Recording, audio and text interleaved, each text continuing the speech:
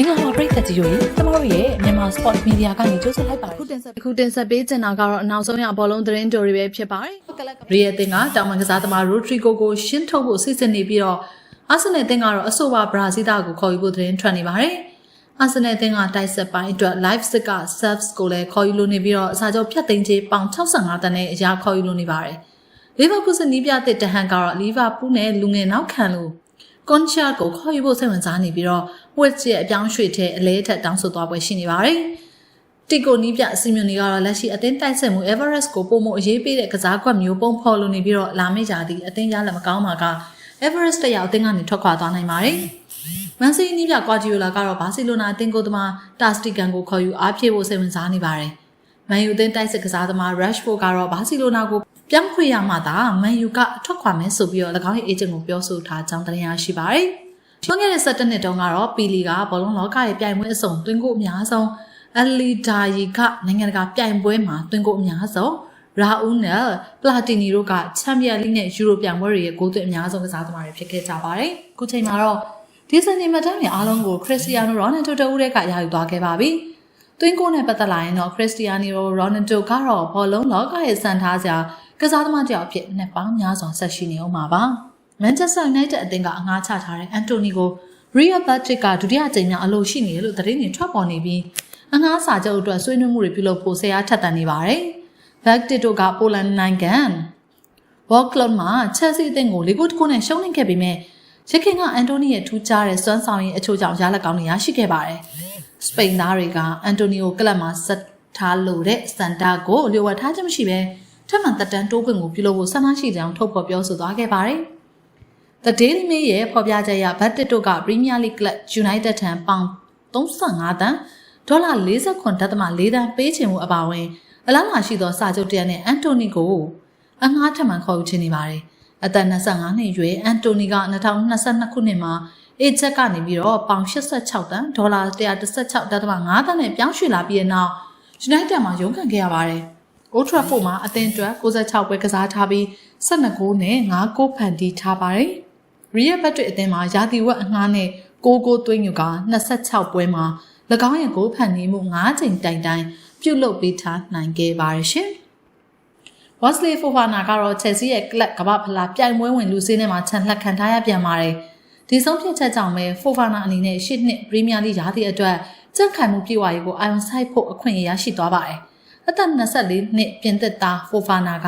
ဧပြီလကတကောက်ကျော်ခွဲစိတ်မှုခံယူခဲ့ပြီးပုံမှန်တိုင်းကစားနိုင်မှုစူးစမ်းနေရဆဲဖြစ်ပါတယ်။ အမေရိကခီးစဉ်ပြိုင်ပွဲအတွက် Fofana အနေနဲ့အလင်းစလိုပြန်ကစားရတဲ့တတိဝရိယနဲ့သူ့ကိုပြုစုနေရတာဖြစ်ပါတယ်။ဘာကြောင့်လဲဆိုတော့ Chelsea ရဲ့8နှစ်ရာသီအတွက် Fofana ကအဓိကခန့်စစ်မှုတူဖြစ်နေလို့ပါ။ဒီတစ်ပတ်ထဲမှာပဲ Chelsea ကကလပ်ကမ္ဘာဖလားပြိုင်ပွဲမစတင်ခင်အသင်းရဲ့အပိသက်ကစားသမားစာရင်းကို FIFA စီပို့ပေးလိုက်ပါပြီ။တနင်္လာနေ့အတ္တလန်တာမှာ Chelsea ကအောက်စုပထမပွဲစဉ်အဖြစ် Los Angeles နဲ့ကစားရမှာဖြစ်ပါတယ်။ FIFA စီကိုပို့လိုက်တဲ့ကစားသမားစင်းထဲမှာ Fofana နာမည်ပါဝင်မှာမဟုတ်ပေမဲ့အသင်းကစားပေါ်တွေနဲ့အတူတူရှိအောင်လို့ကာလတစ်ခုထိတော့အမေရိကကို Fofana အလဲပတ်ခီးထွက်နိုင်ပါတယ်။မနစ်ကရာသီတုန်းကလည်း Fofana ကတော့ Chelsea ရဲ့ Conference League လူစင်းထဲမှာပါဝင်ခဲ့ပါဘူး။မတ်လမှာဒဏ်ရာကနေပြန်လာခဲ့ပေမဲ့2024-25ရာသီမှာFofana ရဲ့ပွဲကစားရမှုကအကန့်အသတ်ဖြစ်ခဲ့ပြီးဧပြီလခွဲစိတ်မှုခံယူခဲ့ရပြန်လို့ကာလရှည်ကြာအနားယူခဲ့ရပြန်ပါတယ်။ကလပ်ကမ္ဘာဖလားစီးမြင့်ရချယ်ဆီကပြိုင်ပွဲရှုံးထွက်အဆင့်အတွက်ဇွန်လ29ရက်ကနေဇူလိုင်လ3ရက်ကြားမှာလူစင်းတဲ့ကစားသမားသက်တွေကိုထပ်ဖြည့်ပေးလို့ရနိုင်ပါသေးတယ်။နီးပြမာရက်စကာကသူ့ရဲ့ပြိုင်ပွဲဝင်လူစင်းတွေကနေ Petrovic, Sterling, Joao Felix နဲ့တီဆာစီတို့ကိုလည်းချန်လှပ်ထားပါတယ်။ဒီကစားသမားလေးဦးစလုံးက2024-25ဒုတိယရာသီဝက်မှာအငှားကစားကြတဲ့သူတွေပါ။မနစ်ကရာသီမှာ Chelsea က Europa Conference League ဖလားကိုရရှိခဲ့ပြီး Premier League မှာအဆင့်4ရပ်တည်ခဲ့ပါတယ်။ကမ္ဘာကလပ်ကမ္ဘာဖလားပြိုင်ပွဲအတွက် Chelsea တင်ကကစားသမား28လူစင်းကိုအသင်းဘက်ကတရားဝင်ထုတ်ပြန်ကြေညာလိုက်ပါပြီ။ Sanchez, Cucurella, Tosun, Badiashile, Cowell, Neto, Enzo, Dillac, Kopama, Matuki, Jorgensen, Atsuko, Jackson, Santos, Nkunku, Mamadou Sarr, Kianan, Chalobah, Reece James, Caicedo, Gusto, Anselmino, Darius Jok, Akipang, Makiyu, Panda, Slonina, Lavia တို့ပဲဖြစ်ပါတယ်။ညီကိုတို့ရောဒီလူစင်းကိုကြည့်ပြီးဘာတွေသုံးသပ်ချင်ကြလဲ။ကျွန်တော်ကတော့ Petrovic ကိုခြံထားခဲ့တာအခုထိဒေါသထွက်နေတော့မှာပဲ။ မတ်လောပြောပုံရဆိုရင်တော့ပက်ထရိုဖစ်ကအသင်းကထွက်ချင်တယ်အသင်းသစ်ရှာဖွေချင်တယ်ဒါကြောင့်ကမ္ဘာကလပ်ဖလားပြိုင်ပွဲမှာသူ့ကိုမထည့်ဖို့အသင်းကိုပြောခဲ့ရတယ်လို့သိရပါတယ်တချို့သတင်းတွေမှာတော့ပက်ထရိုဖစ်ရဲ့ပုံရိပ်အသုံးပြုခွင့်ကိုတခြားသောကုမ္ပဏီနဲ့စာချုပ်ချုပ်ထားတဲ့အတွက်ချယ်ဆီဘက်ကဒါကိုသဘောမကျဘူးဒီအချက်ကပက်ထရိုဖစ်ကိုအသင်းမှာဆက်မထားစေချင်တဲ့အကြောင်းအရာလည်းဖြစ်ပါတယ်အဲဒီတော့ချယ်ဆီကပက်ထရိုဖစ်ကိုနေရာပေးလိုက်ပြီးပက်ထရိုဖစ်တာနေရာရလာခဲ့ရင်နာမည်ရလာခဲ့ရင်သူ့ရဲ့ပုံရိပ်အသုံးပြုခွင့်ကိုရထားတဲ့ကုမ္ပဏီကငွေကြေးအမြတ်ဆုံးရသွားမှာပါဒီတော့ချယ်ဆီဘက်ကကစားသမားနဲ့ပုံရိပ်အသုံးပြုခွင့်ကိုမရတော့သလိုချယ်ဆီအတွက်အကျိုးမြတ်မရတော့ပါဘူးအဲ့တော့ဘုတ်အဖွဲ့ကပက်ထရိုဖစ်ကိုရှင်းထုတ်မယ်ဆိုတဲ့သတင်းနဲ့မတ်လောပြောတဲ့ပက်ထရိုဖစ်ကိုယ်တိုင်ကအသင်းကထွက်ချင်နေတယ်ဆိုတဲ့သတင်းဘယ်သတင်းကမှန်လဲဆိုတာညီကိုတို့တွေးကြည့်ကြပါအောင်ကင်ဒရီပါရက်စ်ကိုချယ်ဆီအသင်းဘက်ကကလပ်ကမ္ဘာဖလားပြိုင်ပွဲကိုမခေါ်သွားတော့ပဲမိဖက်ကလပ်အသင်းဖြစ်တဲ့ Stratford အသင်းထံငှားချသွားမှာဖြစ်တယ်လို့သိရပါတယ်ဒီသတင်းကအီကွေဒေါလူငယ်ကျဲပွင့်လေးပါရက်စ်ကိုစိတ်မကောင်းစရာဝမ်းနည်းစရာသတင်းဖြစ်လာစေခဲ့ပါတယ်အစောပိုင်းမှာတော့အသင်းဘက်ကဒီချတိတ်လေးကိုကမ္ဘာကလပ်ဖလားပြိုင်ပွဲအတွက်အမေရိကကိုခေါ်သွားမယ်လို့သတင်းတွေထွက်ခဲ့ပါတယ်နီးပြဖြစ်တဲ့မာရက်စကာကလည်းပါရက်စ်ကိုအသင်းရဲ့လူစင်းမှာထည့်သွင်းပြီးချတိတ်လေးရဲ့တိုးတက်မှုနှုန်းအရေးအသွေးတွေကိုစောင့်ကြည့်သွားပြီးအငှားချတဲ့မချတဲ့ဆုံးဖြတ်သွားမယ်လို့သတင်းတွေထွက်ပေါ်လာခဲ့ပါတယ်ဒါပေမဲ့လက်ရှိနောက်ဆုံးရသတင်းတွေမှာတော့ချက်စီမှာပါရက်စ်နေရာအတွက်တချို့သောကစားသမားတွေရှိနေရကြောင်းဒီလူငယ်လေးရဲ့တိုးတက်မှုနှုန်းတွေရပ်တန့်သွားမှာစိုးရိမ်နေတဲ့အတွက်မိဖက်ကလပ် Stratford ထံအငှားချပြီးကစားသမားရဲ့အရေးသွေးတွေပို့ပြီးတိုးတက်လာအောင်ကူညီပေးသွားမယ်လို့သိရပါတယ်ရှင် PSG အသင်းရဲ့ဥက္ကဋ္ဌဖြစ်သူAkilai Fi ကအသင်းကနေဘာပြီးထွက်ခွာသွားပြီးနောက်ချန်ပီယံလိဖလားရရှိခဲ့ခြင်းမှာကံကောင်းတယ်လို့ပြောကြားခဲ့ပါတယ်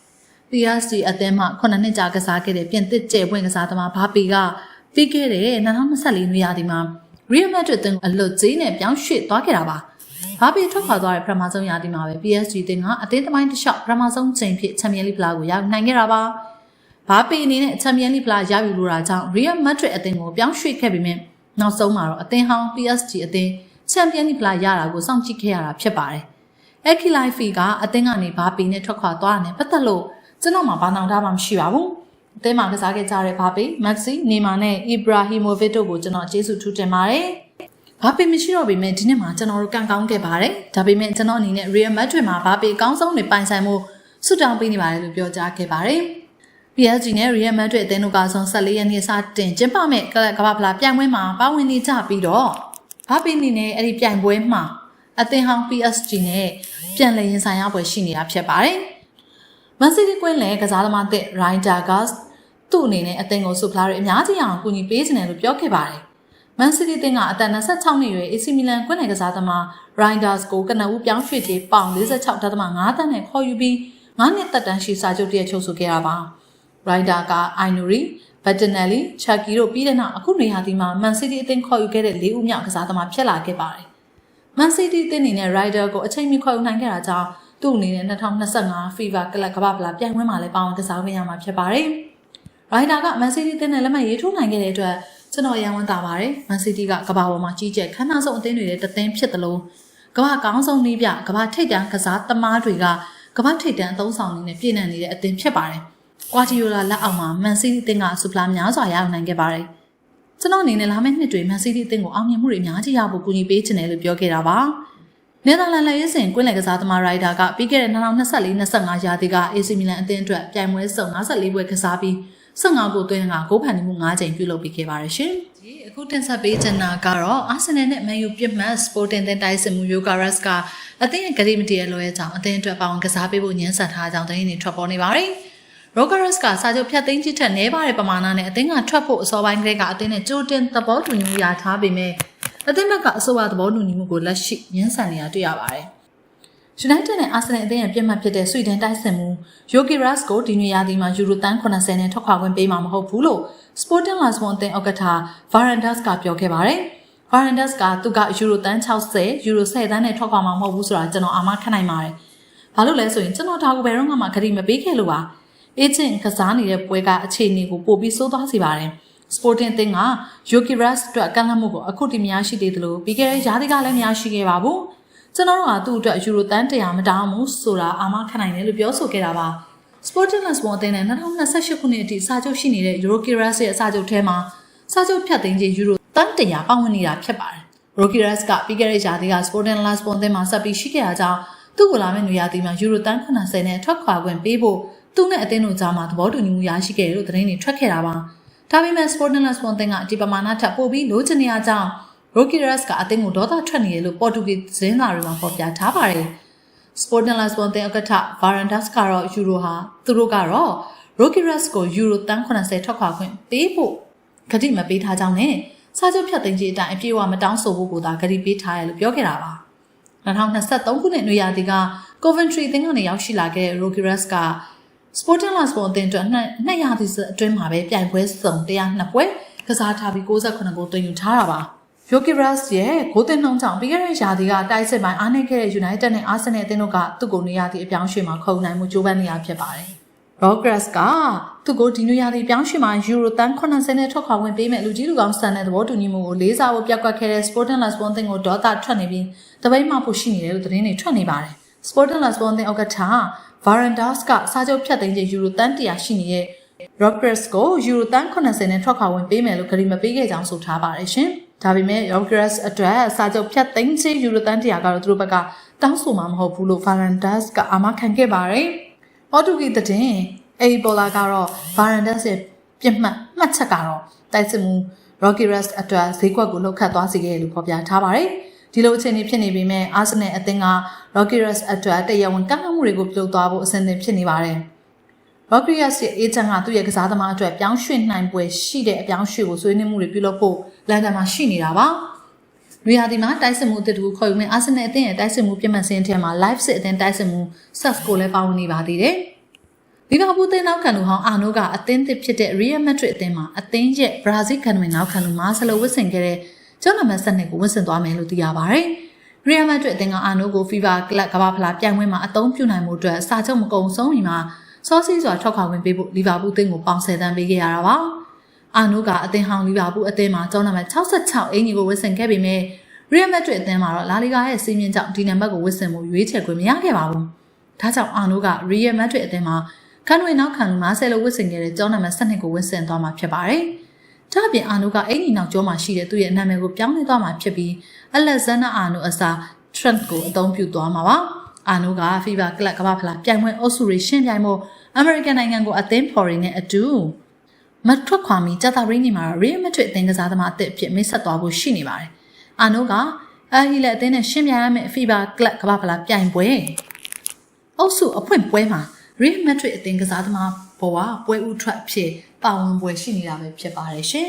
။ဆက်လက်ပြီးတော့အင်္ဂလန်လက်ရွေးစင်အသင်းကြီးပြတူဟယ်က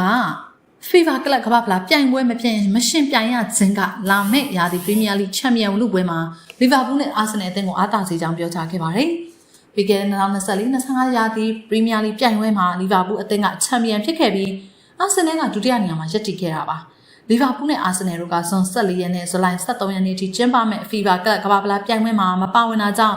လာမယ့်2025-26ရာသီပရီးမီးယားလိချန်ပီယံလုပွဲမှာအားတာချက်ရှိနေတယ်လို့တူဟယ်ကပြောခဲ့တာဖြစ်ပါတယ်။တူဟယ်က FIFA ကလပ်ကမ္ဘာဖလားပြိုင်ပွဲကြီးကကြီးမားတဲ့တရားမှုရှိလာနိုင်ပါတယ်။အဲ့ဒီပြိုင်ပွဲမှာမရှင်ပြိုင်ရခြင်းကလာမယ့်ရာသီပရီးမီးယားလိချန်ပီယံလုပွဲမှာလီဗာပူးနဲ့အာဆင်နယ်တို့ကိုအားတာစေမှာပါ။ဒါပေမဲ့ပုံစံသစ်နဲ့ကျင်းပမယ့်ကလပ်ကမ္ဘာဖလားပြိုင်ပွဲမှာကစားခွင့်ရတဲ့ကစားသမားတွေကတော့အတွေ့အကြုံကောင်းတွေရမှာပေါ့။ဒီပြိုင်ပွဲကကောင်းကွက်ရှိသလိုစိုးကွက်တွေလည်းရှိပါတယ်။ကျွန်တော်ကတော့အဲ့ဒီအတွက်တိတ်ဆိတ်မပူဘူးလို့ပြောကြားခဲ့ပါတယ်။2025 FIFA ကလပ်ကမ္ဘာဖလားပြိုင်ပွဲကြီးမှာပရီးမီးယားလိကမန်စီးတီးနဲ့ချယ်ဆီတို့ရှင်ပြိုင်ခွင့်ရပြီးမန်စီးနီးပြကွာဂျီယူလာကတော့အဲ့ဒီပြိုင်ပွဲကြောင့်သူ့ကစားသမားတွေပွဲပန်းနိုင်တာကြောင့်လာမယ့်ရာသီမှာပရီးမီးယားလိချန်ပီယံဆုကိုစိန်ခေါ်ဖို့အခက်ခဲနိုင်တယ်လို့သုံးသပ်ပါတယ်။ဆက်လက်ပြီးတော့2025-26ရာသီပရီးမီးယားလိပွဲစဉ်ဇယားကိုဇွန်18မှာထုတ်ပြန်မယ်ဆိုတဲ့သတင်းလေးပါပဲ။ပရီးမီးယားလိဖွဲ့ချုပ်ကလာမယ့်2025-26ရာသီအတွက်ပရီးမီးယားလိပွဲစဉ်ဇယားကိုဇွန်18ဗုဒ္ဓဟူးနေ့မှာထုတ်ပြန်မယ်လို့အတည်ပြုကြေညာခဲ့ပါတယ်။2025-26ရာသီကပရီးမီးယားလိရဲ့34ရာသီမြောက်ဖြစ်ပြီးအရင်ရာသီအတိုင်းပဲပြိုင်ပွဲဝင်အသင်း20ဝင်ရောက်ရှင်ပြိုင်သွားမှာပါ။25-26ရာသီကိုတော့2025ဩဂတ်16မှာစတင်မှာဖြစ်ပြီး2026မေ24မှာအဆုံးသတ်မှာပါ။ပရီးမီးယားလိဖွဲ့ချုပ်ကလာမယ့်ရာသီပွဲစဉ်ဇယားမှာရက်သက်တစ်ပတ်အကုန် weekend တွေမှာရှင်ပြိုင်ရမယ့်ပွဲစဉ်33ပွဲပါဝင်မှာဖြစ်ပြီးဂျာရက် midweek တွေမှာတော့ရှင်ပြိုင်ရမယ့်ပွဲစဉ်5ပွဲပါဝင်မယ်လို့ထုတ်ပြန်ထားပါတယ်။2025-26ရာသီပရီးမီးယားလိပွဲစဉ်ဇယားကိုဇွန်18ရက်မြန်မာစံတော်ချိန်နေ့လယ်2:30မှာထုတ်ပြန်ပေးသွားမှာပါ။အခုလိုမျိုးနိုင်ငံတကာဘောလုံးသတင်းအားလုံးကိုတနေရာတွေမှာ ဆောင်းလေးလေးကြည့်ရှုနားဆင်နိုင်ဖို့ကျမတို့ရဲ့မြန်မာ Sport Media YouTube Channel လေးကို Like and Subscribe လုပ်ပြီးတော့အားပေးကြပါအောင်နော်ပရိသတ်ကြီးနောက်ထပ်ပြောချင်တာက Facebook မှာလည်းကျမတို့ရဲ့မြန်မာ Sport Media Page ကနေနေ့စဉ်ဘောလုံးသတင်းတွေကိုပုံမှန်တင်ဆက်ပေးနေတာဖြစ်လို့ Facebook Page ကိုလည်း Like and Follow လုပ်ထားနိုင်ပါတယ်နော်ဘောလုံးချစ်ပရိသတ်တွေအားလုံးကိုကျေးဇူးတင်ပါတယ်ရှင်